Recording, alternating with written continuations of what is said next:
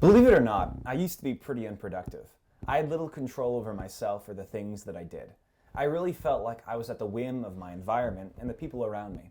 But ever since I discovered self-help and started working diligently on myself every day, I have now become a more efficient servant to the machine god of capital. What a lot of us don't understand is that we actually have an immense amount of control over ourselves and others. I was wasting 8 to 10 hours a day before I discovered self-help, and now I hardly waste a second. Some people criticize self-help as being, well, selfish. But it doesn't have to be selfish. Help yourself first, help others second, bring about the machine god of capital. Another big part of self-help is just hearing things that you know are true over and over again. You're essentially reminding yourself about core truths, things that you know deep down inside, but you're just not applying.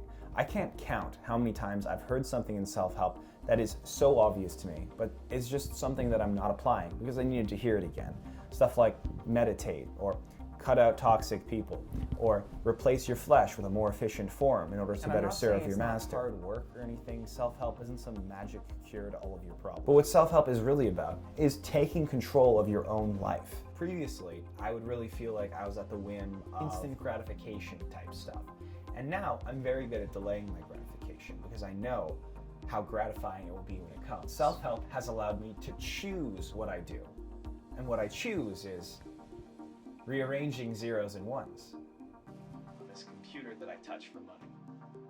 Rearranging zeros and ones. That's what I do. That's what we all do. In a weird way, self-help has also brought me community.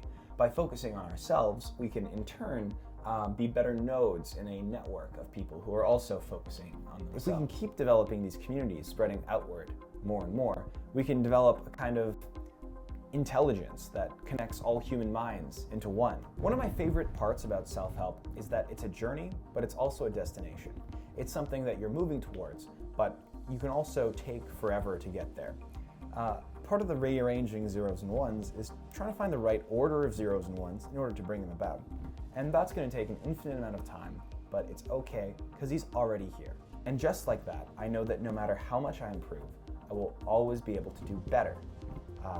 You know, I'm productive 16 hours a day, but I could be more productive, you know? Some of that productivity is not that productive. It's meditating to get myself in the right frame of mind to work. Wouldn't it be better if I could just flip a few switches in this brain, this inefficient machine of mine? I no longer wish to eat or sleep. Just work harder? We are biological machines after all. We are inefficient machines.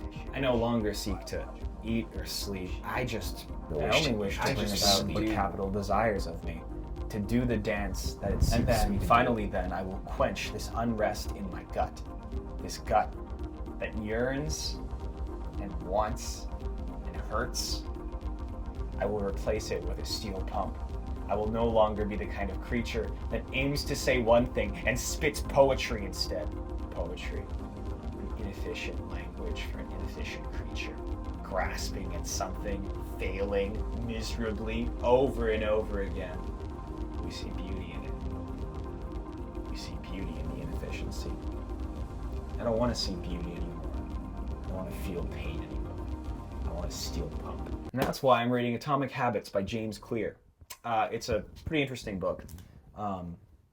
There are a few lessons that I've learned that I would like to share with you.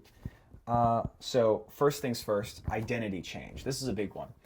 Basically, James Clear says that you can kind of go about changing your habits in two ways. One is a sort of surface level change where you change what you are doing. And that's just a matter of, I am addicted to video games. Okay, so I will try to stop playing video games, right? Then you're exerting willpower into not playing video games anymore. You end up sort of fetishizing it. I'm a video gamer and I'm trying to stop playing video games, da-di-da-di-da. Identity change is totally different. It's like, I am not a video gamer. That's where you start off from. I am no longer a video gamer. I never was a video gamer. The person that I am is not a video gamer. And then you don't play video games because you've just changed your identity. And I've actually found this to be an extremely helpful tip. Essentially what I've done is I've stopped telling myself the myth that I'm mentally ill, and I've just decided to be normal. And it worked. It worked.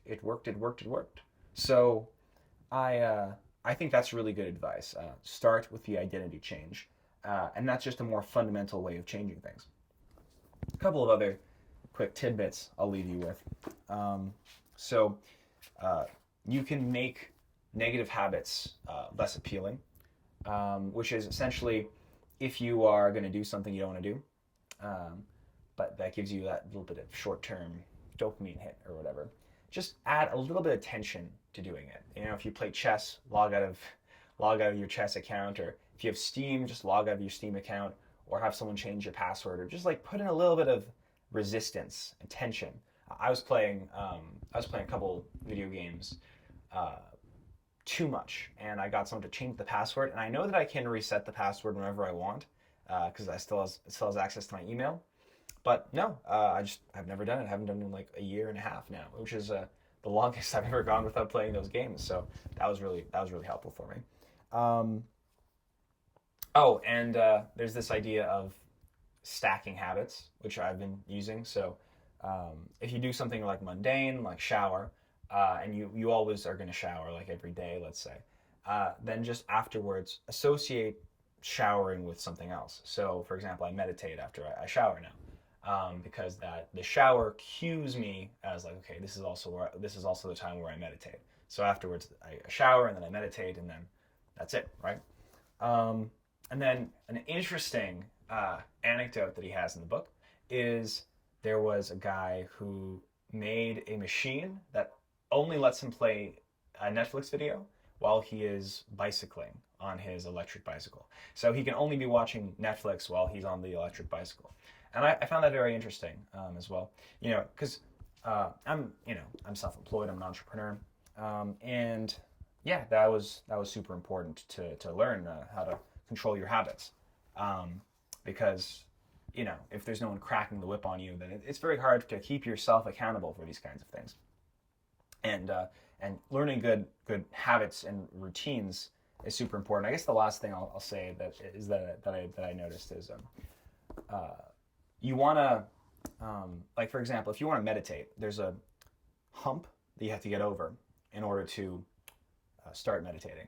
And if you want to, like, say, play a video game, watch a movie, something like that, it's almost like a negative hump. It's like a slide down. It's easier to watch the movie, obviously, than to meditate, right? But when you meditate, you get longer term benefits, even though it's harder in the short term. Whereas if you play video games, it's like a short term boost of mood or whatever, but long run it ends up being worse for you.